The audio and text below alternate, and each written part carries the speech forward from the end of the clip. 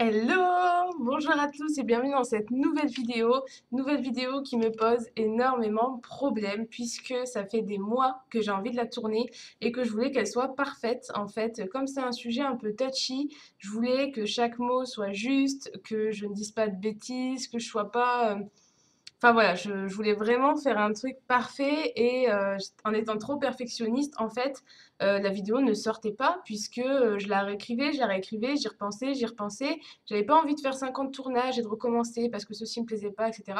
Donc j'ai décidé de la tourner à cœur ouvert avec juste quelques petites notes pour pas trop me perdre et pas que la vidéo dure 3 heures. Et voilà, je vais juste vous parler comme ça, à cœur ouvert, de ce que je pense. Et du coup, cela n'engage que moi et n'engage que moi aujourd'hui. C'est-à-dire que demain, je peux très bien changer d'avis sur des choses, apprendre des nouvelles choses et ça remet en cause la vidéo. Mais voilà, je voulais juste faire cette vidéo parce que ça fait trop longtemps que j'ai envie de la faire et que je m'empêche de la faire parce que je voulais qu'elle soit parfaite. Donc, elle ne sera pas parfaite, mais je la fais quand même.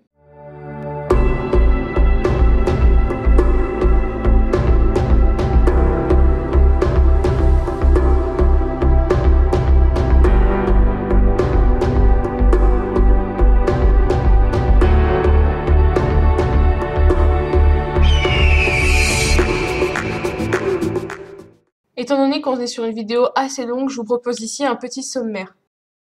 Alors, pourquoi cette vidéo? Tout simplement parce que je pense que je n'ai pas été la seule à remarquer le nombre de vidéos sur le monde des courses qui est sorti récemment. C'est-à-dire qu'énormément de youtubeurs et youtubeuses équestres ont été invités par France Gallo à vivre une journée en fait dans une de leurs écuries de courses. Et en échange, ils devaient produire une vidéo sur leur chaîne avec leur avis sur les courses, etc. Donc, il y a énormément de vidéos qui sont sorties. Heureusement, tout le monde n'y a pas été, mais on a été quand même submergé par une belle vague du monde des courses. Et donc, je voulais réagir tout simplement à ce flot de vidéos qui est sorti il y a maintenant quelques mois. Alors, petit disclaimer, avant toute chose, je tiens à dire que je n'ai absolument rien contre les youtubeurs qui sont partis faire cette journée découverte. Pour la plupart, je les aime beaucoup, je les suis, etc. Donc, c'est pas du tout contre eux. Je vais vraiment réagir au monde des courses. Deuxième disclaimer, je me suis un peu renseignée, mais bien sûr, je peux me tromper. Il peut y exister des choses que je ne connais pas, et il y en a énormément que je ne connais pas. Mais je vais vous donner mon avis par rapport à mon point de vue avec mon vécu. Donc, le point numéro un et le plus important de cette vidéo, c'est que je vous invite vraiment absolument à prendre du recul par rapport aux vidéos que vous avez vues. Parce qu'il ne faut pas oublier que c'est une opération marketing, tout simplement. Si vous n'êtes pas sensible au marketing, que vous ne connaissez pas, je vous invite vraiment à regarder comment on est manipulé en fait à travers le marketing. Mais c'est comme ça que la société fonctionne. Mais faites attention à ça, il y a vraiment beaucoup de manipulation. Et donc, ce coup de pub, en gros, que France Gallo s'offre à moindre coût, c'est un énorme coup de marketing qu'ils ont fait au travers de nos youtubeurs et youtubeuses préférés. Qu'est-ce que ça veut dire? Ça veut dire tout simplement qu'ils ont voulu redorer l'image des courses. Et pour ça, ils ont sélectionné une écurie en France, leur meilleure écurie très certainement, leur écurie phare, qui est la meilleure en gros, et ils leur ont montré l'écurie, les bons côtés, etc. Ils leur ont expliqué, ils ont répondu aux questions, ils leur ont fait vivre une expérience sympathique. Et dans le but qu'ils retranscrivent ça pour nous convaincre que le monde des courses est bon et redorer leur image. Sauf que déjà, il y a un problème là, c'est que c'est leur initiative, c'est préparé à l'avance et c'est leur choix d'écurie. C'est-à-dire que moi, je ne conçois pas en fait qu'on puisse étalonner le monde des courses par rapport à une écurie qui a été soigneusement sélectionnée. Pour moi, c'est pas logique en fait. Parce qu'ils sont pas bêtes, ils ont choisi leur meilleure écurie. Et ça veut dire quoi? Que toutes les autres écuries sont pareilles? Non.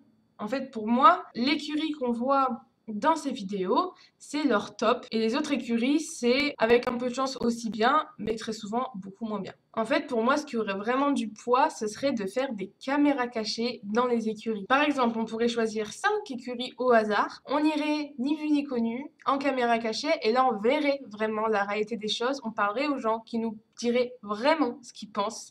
Et je pense qu'il y aurait vraiment un fossé, que dis-je, un gouffre entre ce qu'on nous montre et la réalité des choses. Et ça, c'est pas inhérent qu'au monde des courses, pas du tout, c'est inhérent à tout ce qui existe.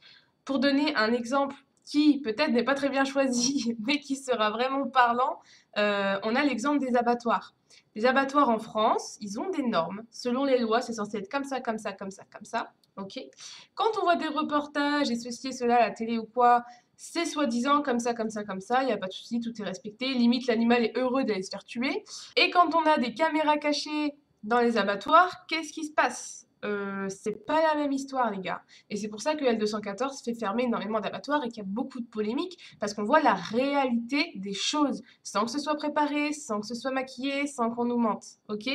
Donc, je ne dis pas du tout que les écuries de course sont des abattoirs pour les chevaux, ok, c'est vraiment pas la même chose, mais c'est pour vous montrer, pour faire le parallèle entre ce qu'on vous montre, ce qu'on veut vous montrer avec intention et la réalité des choses. Pour moi, il faut prendre du recul là-dessus. Quand une opération est menée sur un endroit, que c'est préparé, que c'est sélectionné, c'est jamais la même chose que quand on a une caméra cachée où on a la réalité des choses.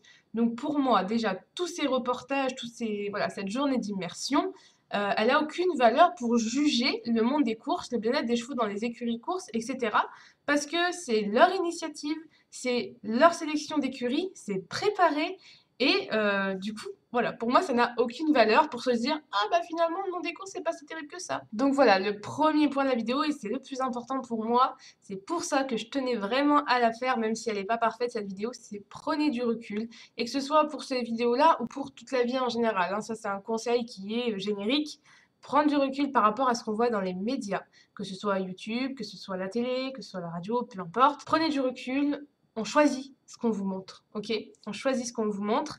Et du coup, pour moi, cette OP qu'ils ont fait, là, cet événement qu'ils ont fait, voilà, n'a pas de valeur en fait, alors que j'ai vu beaucoup de gens dans les commentaires dire ah bah finalement ça va, c'est pas, je pensais que c'était pire, etc.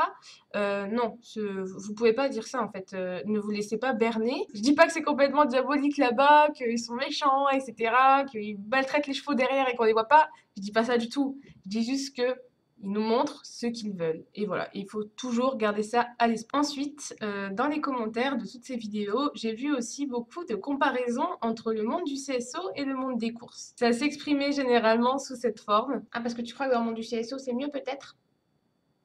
Et donc tout cela nous amène à notre deuxième point, le fait qu'il existe pire n'excuse rien. Je vais vous faire une démonstration par l'absurde parce que c'est ce qui fonctionne le mieux, je trouve, dans ce genre de cas. Imaginez, je vous fais une vidéo, un vlog, peu importe.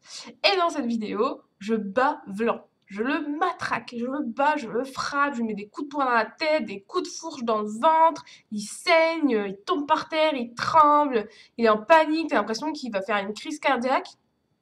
Je le bats, genre bien bien.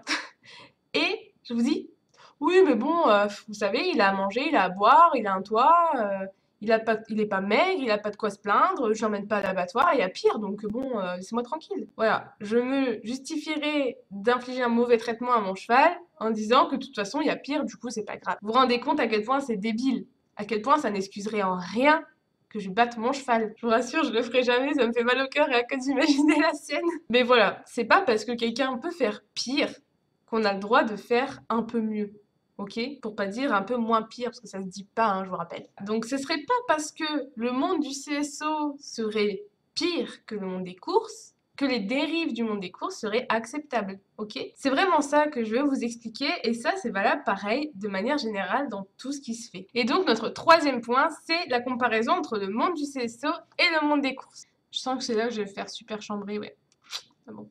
Alors, première chose déjà, c'est qu'on compare un milieu professionnel avec un autre milieu professionnel. Parce que ce que font les amateurs, on n'a pas la main mise dessus, on ne peut pas savoir, c'est pas réglementé. Donc, on va comparer le monde pro du CSO avec le monde pro des courses. C'est logique. Donc, déjà, la première chose que je voulais comparer, c'est le débourrage. Le débourrage des chevaux de course se fait à 18 mois, 1 an et demi. Je ne sais pas si vous avez déjà vu la gueule d'un cheval d'1 an et demi. C'est vraiment un poulain, c'est vraiment un bébé. Je trouve ça inexcusable, je trouve ça pire que trop tôt, c'est genre il n'y a pas de mots, ça va pas du tout. Le débourrage des chevaux de CSO se fait vers 3-4 ans. Je trouve ça également trop tôt. Ensuite, on a l'utilisation du cheval, car oui, le cheval est un outil, rappelons-le. L'utilisation du cheval dans les courses, c'est une carrière très courte qui dure au maximum quelques années. Le cheval fait 1, 2 ou 3 courses, s'il n'est pas performant, ça dégage. Et ça dégage, on verra ça dégage où après. Et s'il est performant, il va rester 1 an, 2 ans, peut-être 3 ans, je ne sais pas exactement quelles sont la moyenne des carrières, mais je sais que c'est quelques années maximum, parce qu'après ils deviennent trop vieux, et ils sont beaucoup trop abîmés par leur performance, donc c'est fini. La carrière des chevaux de CSO, c'est le contraire, elle est super longue, elle est super longue.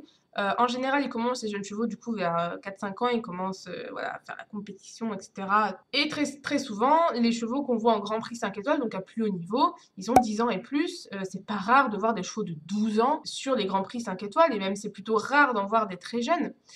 Alors que c'est l'inverse dans les chevaux de course. Je sais pas si ça existe un cheval de 15 ans qui fait des courses des plus hauts niveaux qui existent. Je suis pas renseignée, mais je pense pas que ça existe, ou alors ça doit être des exceptions, alors que des chevaux de 15 ans dans les Grands Prix 5 étoiles, il y en a énormément. Ça soulève la thématique de la santé. La santé par rapport à l'effort physique, c'est quelque chose que j'avais vu qui m'avait interpellée. Je crois que c'était dans la vidéo de Capucine où elle disait que les chevaux de course de galop, ils faisaient quelque chose de naturel parce qu'ils galopaient. Et que les chevaux de course de saut, ils sautaient, c'était pas naturel. Je suis complètement en désaccord avec cet argument. Les chevaux dans la nature, ils savent galoper, ils savent sauter. Vous voyez un troupeau qui joue, s'il y a des petits arbres, ils vont les sauter. Quand ils ont envie de galoper, ils vont galoper. Ils savent faire les deux naturellement, ok? Il n'y a rien qui est imposé par l'homme. C'est quelque chose qu'ils savent faire. Par contre, galoper aussi vite et aussi longtemps, c'est pas naturel. Et sauter aussi haut et de manière aussi technique, c'est pas naturel. On est d'accord que c'est deux qualités que le cheval a de base qu'on a exploité au maximum et qu'on amène à des niveaux vraiment extrêmes. Maintenant, le fait que les chevaux de course soient pris très très très très jeunes et qu'ils n'aient pas du tout fini leur croissance, ça les abîme vraiment beaucoup plus vite du coup que les chevaux de saut. Les chevaux de saut sont aussi très abîmés par leur carrière, c'est pour ça qu'ils ont énormément de soins. Mais la différence, c'est justement que les chevaux de saut, on les soigne. On les soigne énormément pour qu'ils aient pas mal, pour qu'ils se sentent bien dans leurs pattes et qu'ils puissent continuer leur carrière le plus longtemps possible. Alors que les chevaux de course, il va plus, on change. D'ailleurs, on change comment? Le devenir des chevaux de sport après leur carrière. Pareil, il y a vraiment un problème avec les courses, c'est que les courses, le cheval fait une course, deux courses, il change trois courses. S'il va pas, il part. Mais il part où? Très souvent à l'abattoir. Alors, il y en a beaucoup qui disent dans les commentaires, mais non, il y a les écuries seconde chance, il y a les réformés, il y a machin, truc. C'est vrai qu'il y a de plus en plus de techniques alternatives qui se développent. Et ça, merci Dieu. Il y a de plus en plus d'écuries et de gens qui réforment les chevaux correctement. C'est-à-dire qu'ils vont pas pour les courses, mais ils vont pas forcément les mettre à l'abattoir. Ils peuvent les mettre dans les écuries seconde chance qui font un super boulot. Ils peuvent trouver des propriétaires pour les récupérer, etc. Mais souvent, c'est fait de manière non respectueuse du cheval. J'ai beaucoup de copines qui ont des chevaux réformés de course. Comment elles les ont eus? Tout simplement, le propriétaire leur a dit, le cheval, soit tu le prends, soit la semaine prochaine, il est à l'abattoir. Point. Voilà. Et c'est comme ça qu'elles ont eu leurs chevaux, parce qu'elles voulaient les sauver, elles voulaient absolument pas qu'ils aillent à l'abattoir. Est-ce que c'est normal? Non. Est-ce que dans le monde du CSO professionnel maintenant, il y a ça? Je trouve pas, en fait, sur Internet de sources là-dessus. C'est pas pour rien. Parce que dans le monde des courses, si vous connaissez des gens qui font des courses, vous savez que très souvent, ils vont à l'abattoir. D'ailleurs, quand on cherche en fait le pourcentage de chevaux de course qui vont à l'abattoir, on ne trouve pas en fait directement par rapport aux chevaux de course combien vont à l'abattoir. Par contre, dans ceux qu'on consomme dans les chevaux qui sont amenés à l'abattoir en France, donc l'abattoir, il y a des chevaux dedans. Combien de chevaux proviennent du monde des courses? 19%. Donc si on arrondit, ça fait un cheval sur 5 qui vient du monde des courses. Ça veut dire que vous allez dans une boucherie chevaline, vous avez des produits dérivés comme des croquettes ou j'en sais rien qui sont à base de cheval. Il y a un cheval sur 5 qui le constitue qui vient du monde des courses. J'ai pas trouvé la source pour le monde du CSO, bien entendu, puisque c'est très rare.